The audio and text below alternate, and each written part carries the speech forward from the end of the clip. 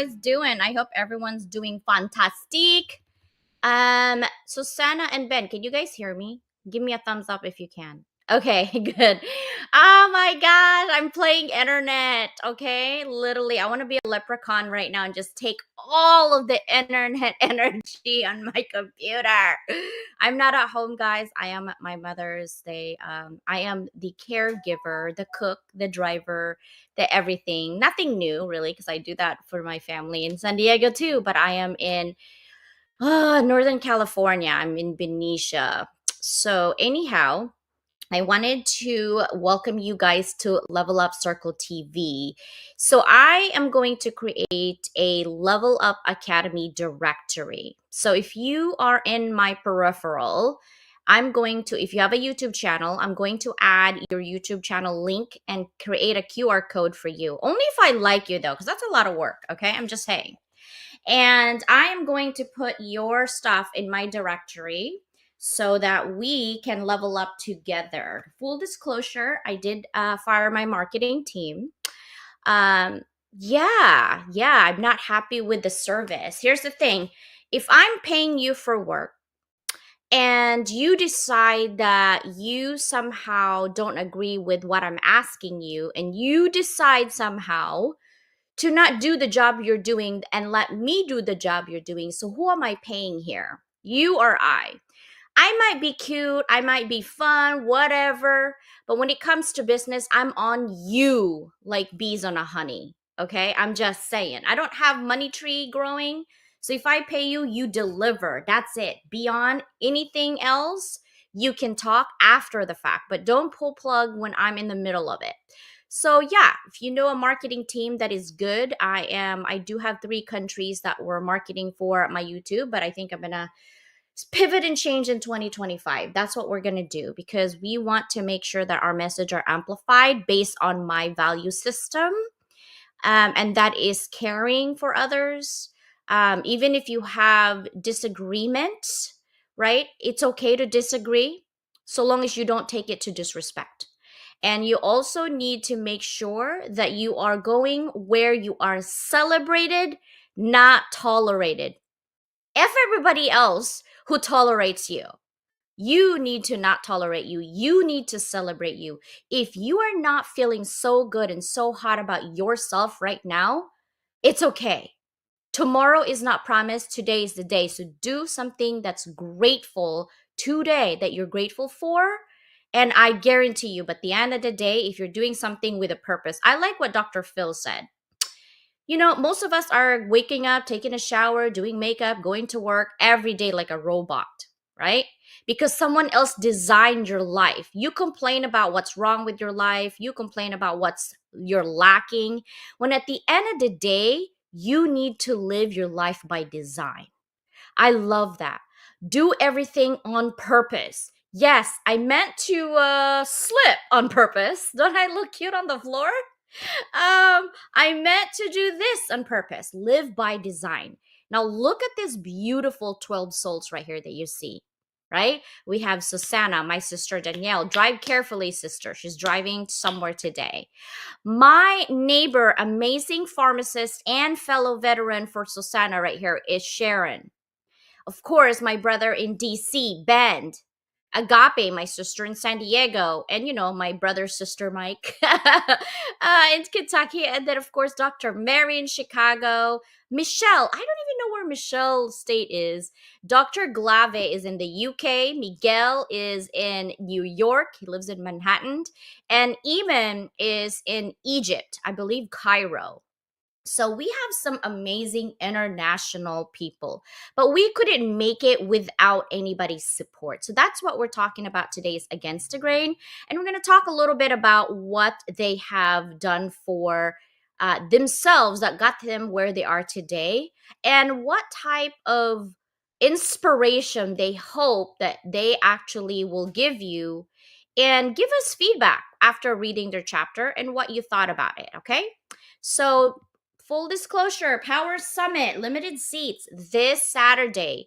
You're going to learn about bots and Chat GPT. That is the future. Whether you like it or not, you might as well be curious about it and see what type of bots that Keith is creating alongside ChatGPT. We're talking making sure that you're streamlining. He's not limited to business. If you're in healthcare, he is going to be there as well.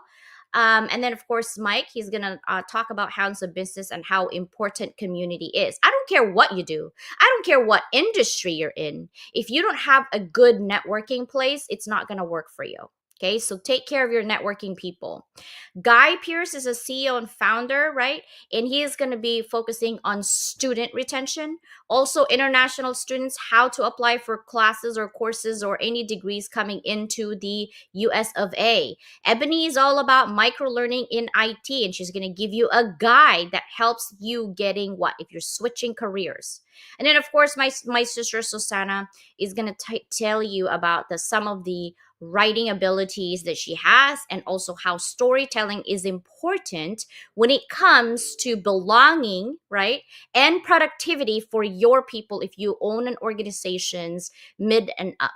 So that is the lineup. Of course, this is still Mike to Millions. Hi, guys. My Mike to Millions book is going to be 50% off all the way to December because guess what? Even Dr. Phil has a podcast. Hello. So please go ahead and check it out. And I love the Aussies, so that's why they're already there. For all my academics, if you need to do a writing um, uh, projects, this only comes once every 2 years. So once this is done, it is done. Happy to tell you that all my services are now Klarnad. You know what that means? So whatever you pay, you can divide it by 4. No interest, nothing. Just divide it by 4. You know why I make that easy?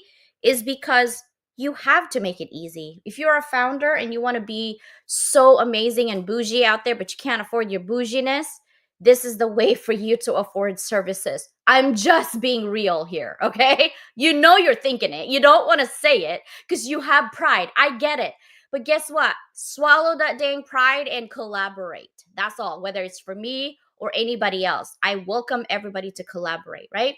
For the right purpose. And then last but not least, guys, 20% off still for the entire December. This is the first anthology that Susanna and I are doing where we don't actually have a theme. So you could talk about your cat, you could talk about your dog for all I care. Just make sure that it is appropriate though. We're still on the business platform, okay?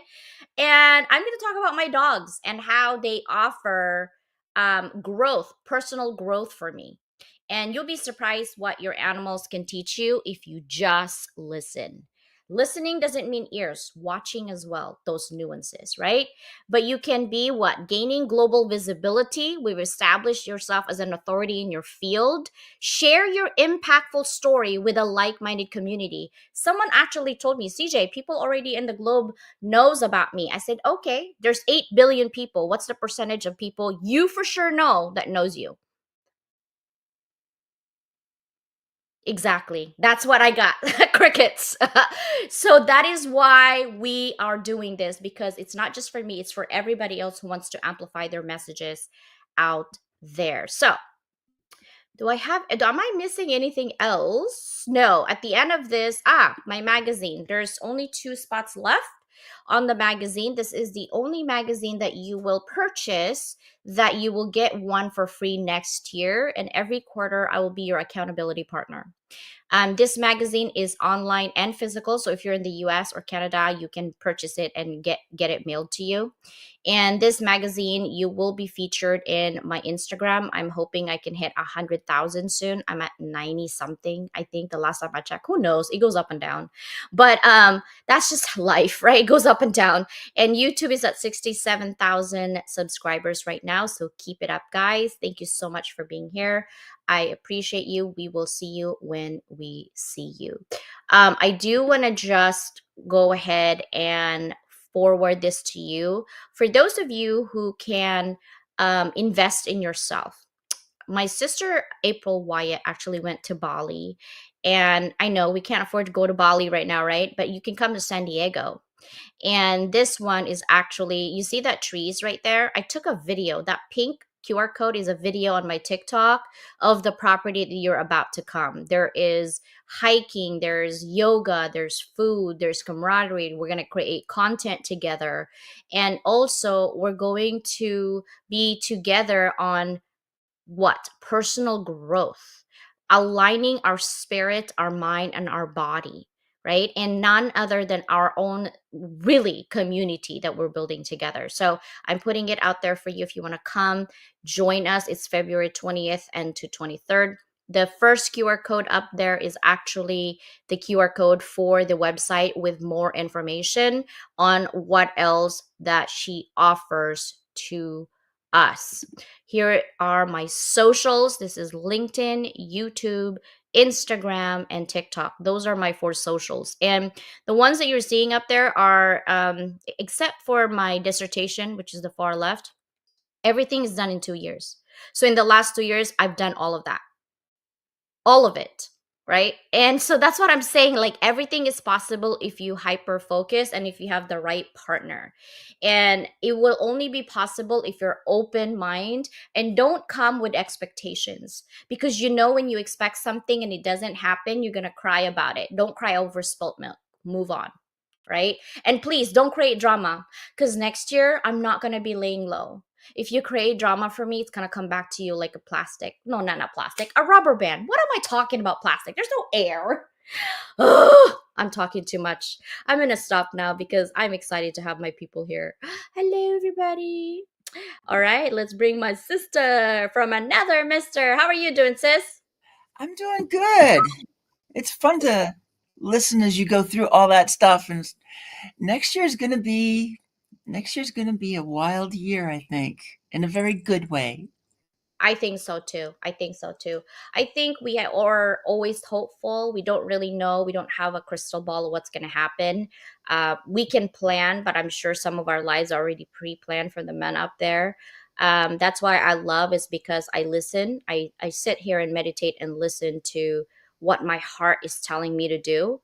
And more often than not, the only reason why I can do a lot of things is because I listen. I sit here and like, CJ, what about doing this? And I try. And if I don't see not getting what I want as a failure, it's it's not, if you're not going in the right direction and God says no, it's a redirection to do something else. That's how I see it. I don't see it like, oh my God, she failed. No, I don't see failure at all. I only see things didn't work. It's like going, when you're driving, sister, and it's a one way and you see cars coming, what do? You keep going to get hit, or you turn around, you're like, sorry, and then turn. I've done that in downtown San Diego. I was like, oh, why is the car coming my way? I turn around. I'm really good at driving, so I just flip a you know what and went on the right direction. That's how I see life. Sometimes we're going to oncoming traffic and you're like, oh, I don't want to die today, not today, and then turn around, right? So that's how I see things that doesn't go my way. I'm so excited. We hit number one international bestseller. Oh my God. Exactly. And it's 4 times already in all of our projects this year. So I'm so Awesome. right. I'm so happy. And we're having our book, physical book, available on Saturday. Oh, I'm so excited. It's been a wild week, and then of course you've got your summit on Saturday. It's going to be a busy. It's going to be a busy few days between now and by the time the weekend's over. Yeah, and I think I might have to have you maybe take over my Sunday show because it's an 8 hour drive back home. And I might have to leave like around 8ish or 9. Maybe I'll be on the audio room like while driving. I don't know. We'll see how that goes. And have you take over because I gotta go back to my pups, human and otherwise. So that is what's happening. So are you ready to bring in I think Dr. Glave is here, but I don't see her video, but I'm sure she's here. So let's bring in Ben, our brother from DC. How are Mhm. you? Good morning. I remembered to unmute myself today, so it's a win. I'm like, I can't hear your beautiful voice, Ben. What's happening here? Welcome, welcome. Oh my gosh, you're worth it.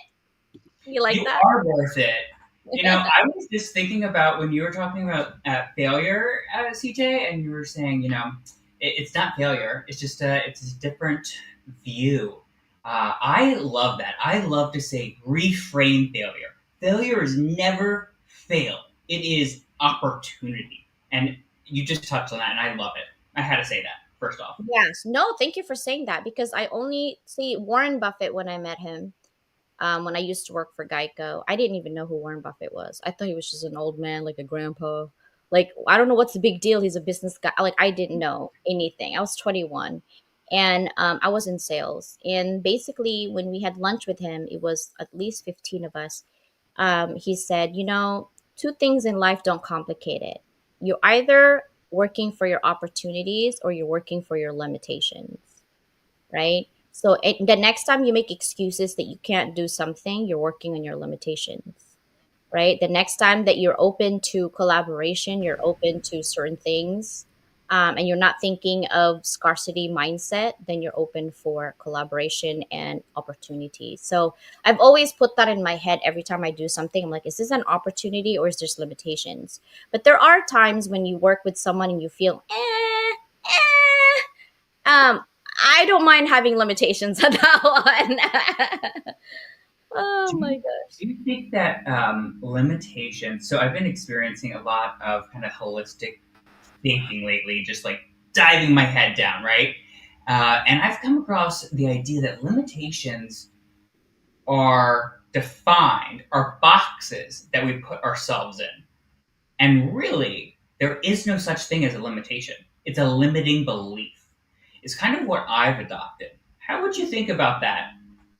It is. It is a limiting belief. But when you limit your thoughts because you can't, sometimes it's a projection of your insecurity. You're feeling inadequate. You're also feeling that way because most of your life you've been told you're not good enough. You've been told you can't. The people who's supposed to raise you and surround you are the ones that are limiting you, but you don't have anyone to look up to, right? Except for those people. And even if you want to distance yourself, you want to erase your lineage, you can't take away the fact that they're the one who birthed you, they're the one who's there, right? And some are adopted, don't even know their family, but the bloodline is pretty strong, and the environment, right, that you're growing up to also affects your thoughts, and people project their own insecurities and inadequacies. I've learned that from a small child, really, because my every time, and maybe I have an oppositional disorder, because people always tell me like, CJ, you have totally an oppositional disorder. Right? Because when people tell me like you can't do it, I'm like, watch me, and I do it anyway. It's a challenge that I love, and I don't limit myself for that because of the fact that what if I die today and I didn't even get to do what I want? Exactly.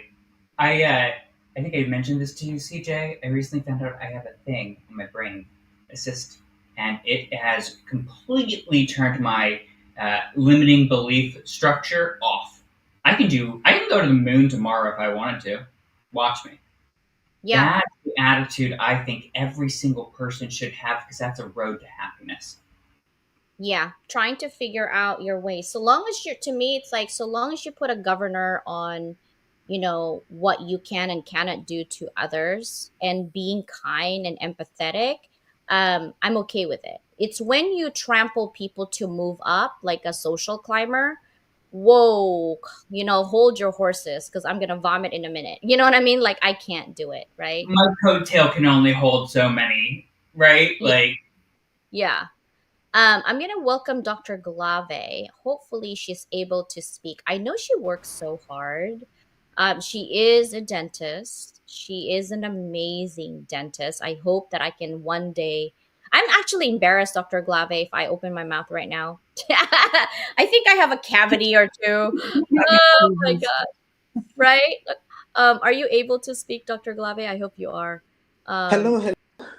Hey, Yay! I'm yay. hi. I'm still at work. See, I'm telling you. Wait, what time is it now? um, it's 20 past 5 p.m. Wow, you're working so Yeah, good. you Wow. can Okay. see the dental light in the background. That's what I said. I'm like, I think I'm embarrassed just to have you I'm still. out. You can see the light. Yeah, yeah. I'm still Wow. at work. Yeah. Working so You can hard. Okay, see. since you are at work, I'm going to ask you a first question. Yeah. What Okay. what do you think that you want people to get from reading your chapter? What's your take on that? Hmm. I want them to be able to empathize and be able to share their own experiences. So it's supposed to be like a trigger for them to share their story instead of internalizing it. To let them realize they are not alone. You are not alone. And people go through this sort of things and they keep it to themselves. Hello. So and they keep it to themselves. So it's best to share it and help another person. So if this will allow someone to share their journey, that will be very good. Because when COVID-19 came, it had impact. I'm sure people can remember where they were. And also the impact it had on me was because I could not work. I was told to stop working. And it dawned on me that it's not to have only one skill. Because those who were IT literate were able to work from home. I couldn't work from home. So that was an eye opener. So if there's anything, I want you to challenge you that you are not alone and share your story to help others who may be going through the same thing. Thank you.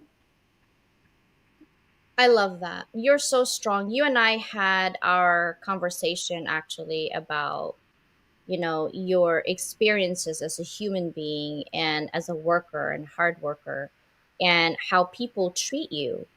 And it's so crazy that we're living in this world where we're still, to me it's more of like a caveman days where you're separated by the color of your skin, you're separated by your accent, you're separated by your race. Like, you would think we've learned hundreds of years already with that issue, and we still haven't. I don't know what the solutions are. The only thing I can do is to represent myself and how I want to be treated. So, like reading from your chapter, I really love the poetry. Sister Susanna, what are your thoughts on Dr. Ivy's chapter? Um, well, number one, it's unique because it's the first time that we've had it's not only speaking about different aspects of belonging, Mm-hmm. but to incorporate the the poetry that's within it. Because we've never had anybody do poetry before, and the one thing we say is it's whatever you want, the way you want to express yourself, and so that uniqueness adds to what people are going to get out of that chapter. Because when you go into the poetry and you start following what's being said, that alone can help open some more doors of to move from wherever you're stuck to taking those first steps towards belonging. Yeah, I love that. We had Dr. New, I think, did poetry on Rebel, but not the same. Dr. Ivy's poetry is very poignant. I see the pain and I also see the light, like under that tunnel Right. of pain. And I love that. Thank you so much, sister, for that summary.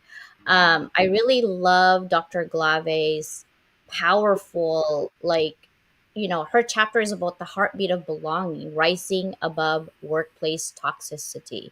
And often we are put in a position that um it's not our own choice that we are treated differently, right? She explores the pervasive issues of workplace toxicity, and her chapter offers a compassionate roadmap for fostering positive, inclusive, and supportive working environment.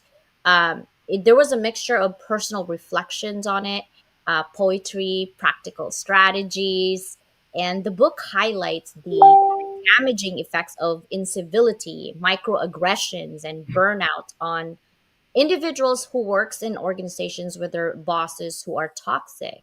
And Dr. Glave literally underscores the importance of kindness and empathy and respect as the essential for cultivating a culture of belonging and success.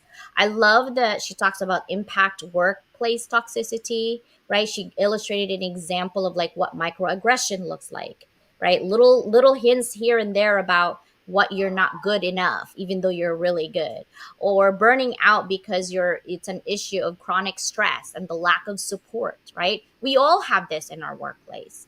And then she turns it around and said, hey, I know this is a problem, I've experienced it, but here's what I have done with it, right? I'm going to give you tips as a leader on how you can include reverse mentoring, creating award system, fostering those inclusivity, encouraging for listening, setting clear goals and pathways so you can celebrate your staff and contribute so that you can boost the morale of your organization.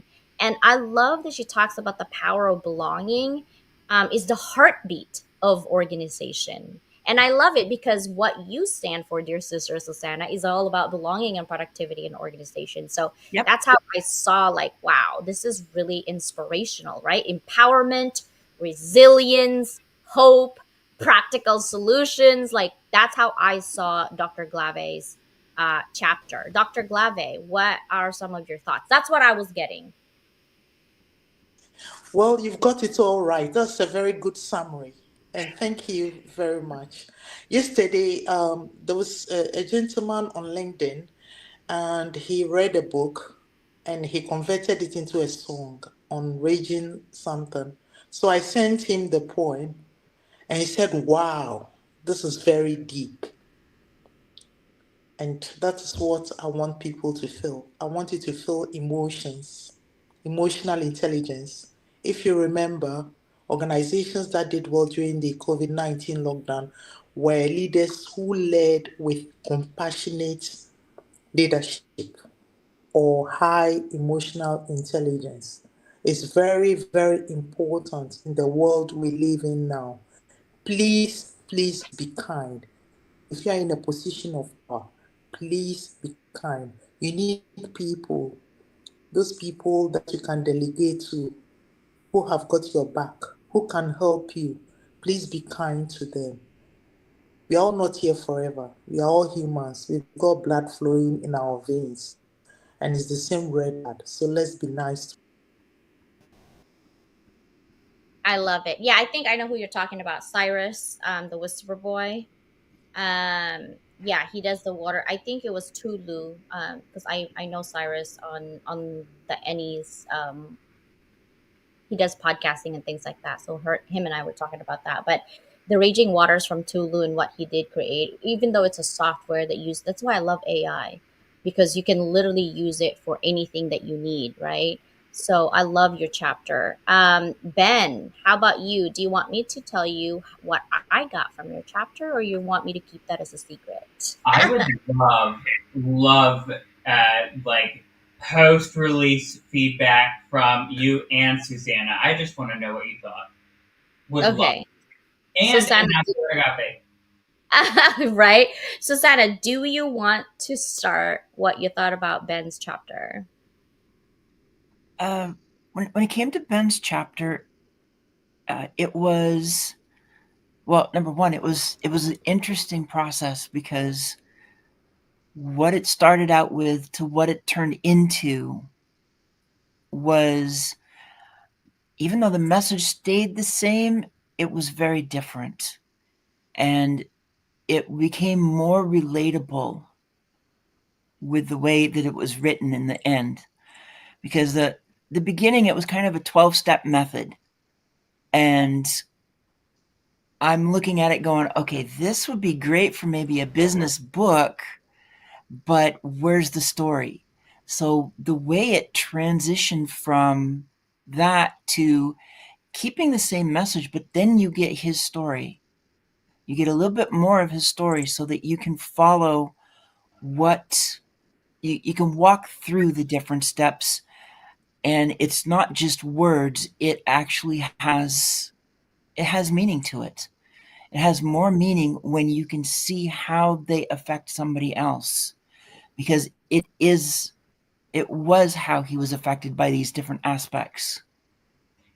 Susanna, you allowed me to get there. And honestly, it was a limiting belief and slight fear to allow myself to share that level of detail rather than, as you had mentioned, where we started, kind of there's a step program to here's me. So thank you. Mm-hmm. I love that because I know that you were like, I don't understand, CJ. I don't know what's going on. And we had a conversation. And I said, no. So Sana's right. So what happens with writers, three things. The first thing is you're excited and you want to give everything in your life in this opportunity. So that's first mistake is because you only have a sliver of your life to share based on the theme. The second thing is you're not used to writing an anthology. You don't even know what the heck is an anthology, especially if you're a first time writer. So then you start panicking, like, okay, I'm just going to write because they just told me to write, right? So that's the second thing is like, you don't know. And then the third one, you feel good about your writing and then you know you're going to get a feedback, but you also have that fear of not good enough, right? When you're getting that feedback, so you're feeling like I'm not good enough. My story is not good enough. I've heard people compare their stories like, oh, my stories is never like that, compared to stop. Stop comparing your life. Your journey is your journey. You have to own it and you have to be inspired by your own story. And so that's when I talked to you, Ben, and said, hey, let's back up a little because what you have is great because it's a solution to your problem and to people who can relate to that same problem. The problem is, how are you going to give me a solution if you don't know my problem, Ben? And Ben's like, oh my God, you're so right. Right. And so then you wrote your story knowing that that solution is already created. And so that's where the transition. And then so Sana literally guide your thoughts while I'm giving you feedback. So I think that's why we work well together is because I can go up, she can go down in terms of technical, and then I can go technical and she can go up. And that's what we do is to kind of pitch you where you need to be, but never tell you what to write. Never, not once. But this is what I'm getting. I said, Benjamin shares his transformative journey of overcoming the crushing weight of bureaucracy, loneliness, and self doubt to create net worth. It's a flagship initiative, Worth, right? Your story begins of your dignity and tested your resilience. You're refusing to let the system dictate your worth. You decided to go against the grain by channeling your pain into purpose. And net worth was born from your desire to create micro businesses that deliver social good. Your first product, Worth, really embodies your vision to address the epidemic of loneliness and help us individuals to rebuild our self worth through strategies inspired by your own experiences. And Worth is not just a business, it's a reflection of your personal growth and your commitment to fostering resilience, self compassion, and authenticity in others. Now, throughout your narrative, you emphasize your strategies for overcoming adversity, which is shifting those mindsets, breaking down your goals, practicing self compassion, and embracing personal strength. You highlighted literally the power of supportive communities and necessity of setting boundaries to protect one's energy. Your journey also underscores the importance of celebrating small victories, right? Like this, and viewing failures as opportunities for growth, which I truly believe. So ultimately, creating network is a story of reclaiming your agency, finding your purpose, and transforming setbacks into stepping stones of growth. Now, your story is one of hope and empowerment, urging readers to embrace their authentic selves, redefine their worth, and rise above societal constraints. What do you think? I would like to say, without you and Susanna, I would have never had the courage. I would have never had the ability to let this out of my own head. It was so therapeutic and it's so inspiring. We talk about kindness, and I love saying kindness is contagious. because the kindness, and everyone listening, I don't like floating boats. I'm not trying to toot anyone's horn unnecessarily. No one likes that loud noise of a horn. And so I mean this with all genuineness and sincerity. You both empowered me. You made it easy. You made it easy in the sense that I did not feel uh, a sense of rejection. I did not fear rejection. I came into a community of embrace, a community of words are very hard to describe what you've created together, and unique. I wish the world could experience it. I'm sorry, I don't have any other words for that. Yeah, because we're once a stranger, but no more, right? And there was no expectations. It was just more of let's collaborate. We met. You were in a room that I was not happy with, and I talked to you and I DM you, and I'm like, you go, like I celebrate those little things. That's how I met Ulu. That's how Ulu met all the people that he met around my community, because I found him being pushed in the audio room, and he stand up for his own integrity, and people were laughing at that. I'm like, that is not funny.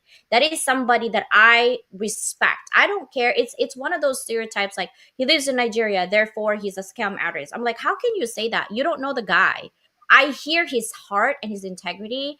I literally asked him, bro, Zoom right now. He didn't even know who I was. He's like, huh? I'm like, Zoom right now. And he did. He went to Zoom and he's like, I'm sorry, my house it has holes. And I was like, I don't care. I don't care about where you live. I care about your heart. And I met his children, right? And it was really nice. I wanted to help him. I'm like, I wish I was a rich person, but God didn't make me that way. I'm rich in friends, not financially. So I'm gonna help you in any way I can. And that's how he gets into the community. Because honestly, it takes only one person to be kind, to be compassionate to you, to get you to drive, to live by design, to be purposeful, right? What do you think? I'm so freaking right. It takes one person. It takes you holding the door for someone else exiting a building to make their day or entering a building. That's it. That's the tiniest kind gesture that can turn from a grain to a thriving oak tree.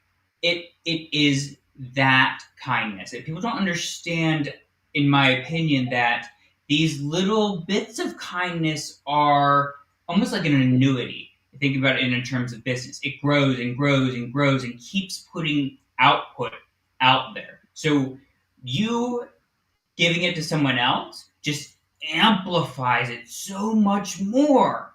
And yeah, kindness is contagious. It is. And I love it because we want kindness, but we've never seen kindness. So we don't know what that looks like. It's like saying to somebody that you love them, but you've never been loved. So it's like hard to show, right? And so once you see it, you're like, aha, so that's how it works. And I love that you are working on loneliness, because I think a lot of people, even though they're surrounded by so many people, at the end of the day, they still feel alone. We've had so many of those examples, like Robin Williams and things like that. And it takes a toll on your mental capacity and health. And it just takes one person to be kind to you, even for like, hey, are you okay? Right? Hey, I haven't seen you in a while. Are you okay? Right? So that is so, like, I support that because you're leveling up the community and the world through your own transformative efforts. Because obviously, I can't do it alone. And kindness is everything. What about you, Sister Susanna? What are your thoughts on kindness and giving back to the community? Kindness is so important for not only the receiver, but the giver. When you're giving, that tends to open up parts of you that you probably don't even recognize, especially if it's hard to give. But once you start doing it, then that starts opening doors. And then being on the receiving end, the kindness is what to receive it, especially when it's out of the blue. You've got no idea it's coming, and then it happens.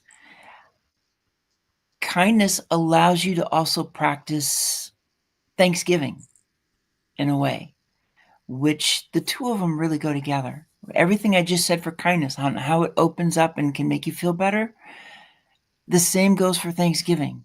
To be able to show gratitude, to say thank you, because we're in a world right now that everybody's stuck on a phone screen, pretty much. And you can walk in and out of a building and somebody can hold the door open for you and you don't even notice it because you're focused on the screen. Nothing is stopping you from getting from point A to point B. So, but when you start recognizing the kindness, you start showing your gratitude, being thankful, that has the opportunity to start changing people in positive ways, to see more, to ignite an awareness that they probably didn't even know they had, to move from wherever they're at, because usually we're stuck someplace, to moving beyond that point and starting to do the things that you really want to do. Because even those that have money doesn't mean that they're happy. So if you think you've got everything in the world that you want, but you're not happy, something's missing. And maybe part of that is between kindness, Thanksgiving, gratitude, things that a lot of people just don't think about, but they make a big deal, and it all leads to belonging. Yeah, for me, I love that. I don't know what happened to Dr. Glave. I'm like, are you there, Dr. Glave? I'm here, I'm here, I'm here. I'm still Awesome. here. I would love to ask you, from your experiences that we've talked, even though a short period of time, how do you continue to be kind to unkind people? Oh God. Ah, if something is part of you, it's your value. If you have love within yourself, you're able to give love. So when I go to work and I see people behave badly, it could be there's something going on in their lives. Because if you're happy within yourself, when you come to work, you're able to give that love. But if you're not happy and you come, you feel unhappy and you unleash it on other people. As long as I know in my heart I've been kind, because people are going through a lot. You don't know the battles people are fighting. And a little bit of kindness go a long way. Even saying something nice to someone, oh, you look great, oh, you are wonderful, it can do a lot to their psyche. So even though there are times you don't get it back, I know in my heart of hearts that it makes me feel better if I'm kind. I've been hurt so many times. You give and you don't get back, but it doesn't really matter. I'm not here forever, but I hope one day I would have left a legacy. I love that. What about you, Ben? How do you be kind to unkind people? Well, it's not easy. Let's put that out there first. But it can be easy if you allow yourself to let it be easy, just as Dr. Agave said. If you allow that part of yourself to come through, it's easy. I think that in order to truly be kind to someone else who might be abrasive, or just presenting themselves to you in a way that you're perceiving as unkind, they might think that they're being kind. I believe that you need to go to where they are to really embody kindness. Meet them where they are. Don't expect them to come to you. And so maybe they are sounding abrasive because you don't know, they've been working since 5 a.m. and it's 6:30 p.m. at night, and you're upset because you didn't get a fork in your bag or something. You got to be kind, even though that they might be running around and rude and whatnot. if you're not kind to that person, nobody else is going to be, and it's your responsibility as a human to be kind. I love that. I think you have to be intentional to be kind sometimes, because I think we're all like, again, I'm back to being robotic, right? Like some of us just go in the day being robotic, and for me, the way I try to show kindness is I practice active listening. It's really hard when it's hard to practice, active listening when I have ADHD. And so while Susanna is talking and I'm like, okay, I think so, and I'm typing, she knows she also has ADHD, so we go with the flow. But what if she didn't? What if she didn't have ADHD, Um, Instead of saying, I hear you, but I'm not looking at you, then you're like, you're not hearing me, CJ. You're just blah, blah, blahing me right now in your head, right? Tell me more about that and be focused on people. And I really am trying to do that, because my husband even tells me, like, you're not listening. But then I repeat everything he said. I'm like, how? He goes, how do you do that? I'm like, my brain is split into three. I don't know what to tell you, right? But just because you can doesn't mean you should. That's another example for that. Offer help by, for me, like helping somebody, just being a listener, right? Last week I offered help to one of my students, and Susanna and I happened to be on Zoom because we're always on Zoom.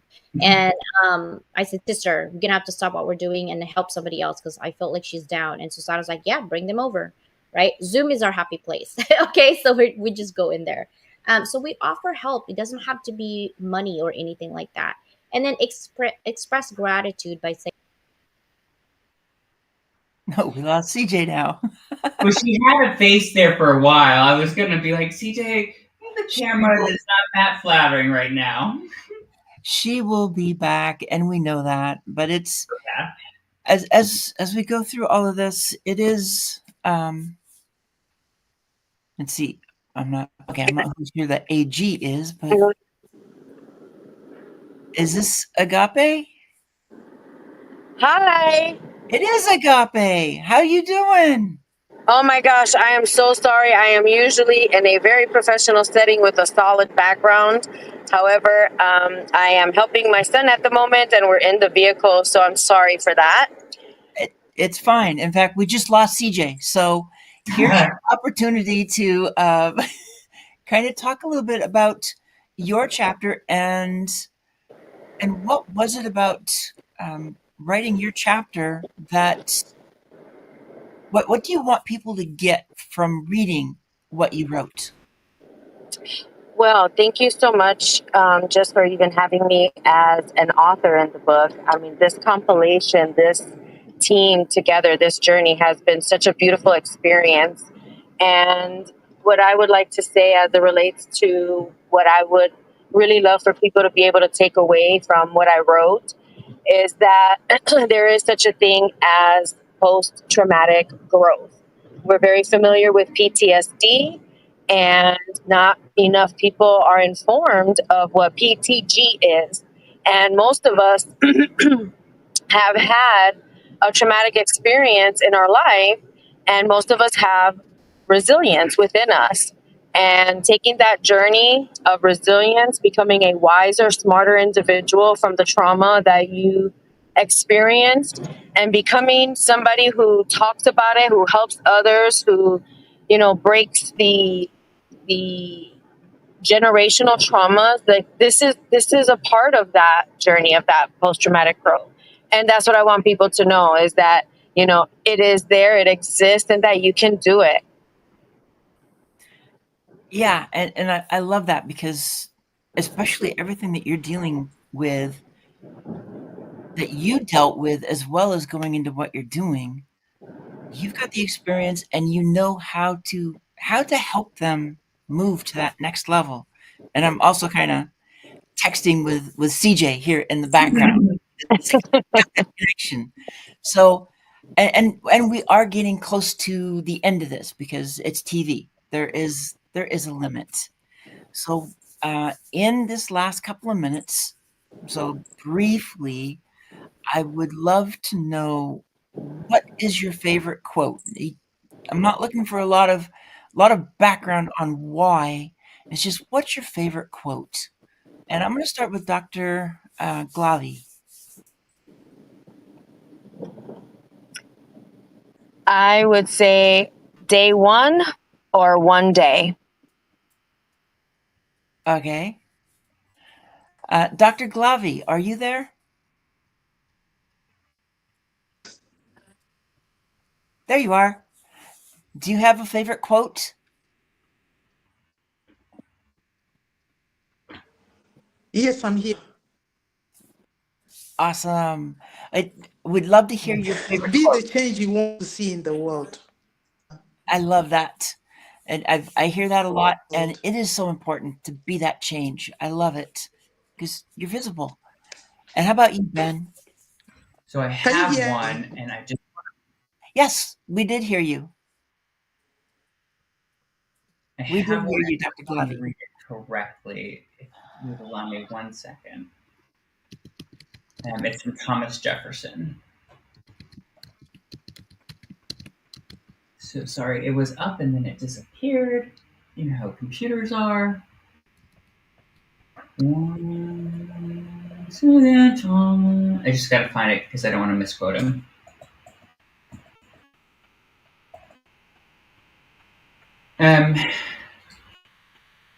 So Thomas Jefferson once said, and if everyone doesn't know this, Thomas Jefferson was one of our first presidents. He said, I hold that a little rebellion now and then is a good thing, as necessary in political world as storms in the physical. That's one of my very, very favorite quotes by Thomas Jefferson. I should have memorized, but I don't. Thank you. And CJ popped something into the comments about giving without expectations is a must. And that's so true, because when we expect, there she is. Yeah, sorry guys, internet issue. Anyhow, thank you guys so much for being here and being patient with this internet. This week has been a challenge for me, and I appreciate you. And this one will be in Roku, Amazon Fire, and pretty much where the TVs are at, and also on our YouTube channel. So don't forget, we will continue this conversation about Against the Grain because I wanted finding belonging in the world of resistance, along with being a rebel with a cause, so that you can move beyond that box and also thrive in the gray zone, right? All of our theme actually has its own story. And that's the reason why we do that, is because we truly believe in finding belonging is not a one way thing or a one person thing. It's a community thing. So we appreciate you for being here. We will see you again throughout this month of December. I'm going to continue the conversation on television, as well as maybe even write a newsletter about how important belonging is for each and every one of us. So thank you guys for being here. Have a beautiful day. Bye, everybody. Don't work too hard, Dr. Vinay.